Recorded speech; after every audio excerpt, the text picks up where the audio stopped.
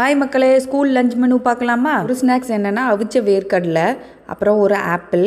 ஏன் கட் பண்ணி கொடுக்குறேன்னா அவர்களுக்கு மொத்தமாக வச்சு கடிக்க கஷ்டமாக இருக்குன்னு சொல்லுவாள். சாப்பாடுக்கு ரைஸு, பருப்பு குழம்பு.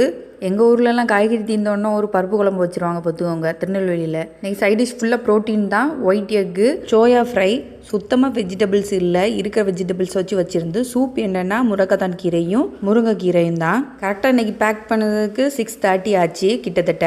கடான்னு பேக்கிங்கை முடிச்சுட்டு தான் மாமியை போய் எழுப்ப போனேன். மார்னிங் பிரேக்ஃபாஸ்ட்டுக்கு ராகி சேமியாவும் பனக்கற்கண்டு அரைச்சி பவுடர் மாதிரி ஆக்கி வச்சிருவேன் மிக்சியில் போட்டு. பனக்கற்கண்டு பவுடர் ரவை, புட்டு அதுக்கெல்லாம் போட்டு சாப்பிட்றதுக்கு செமையாக இருக்கும். ட்ரை பண்ணி பாருங்கள். அவளையும் கடன்னு கிளப்பி விட்டாச்சு.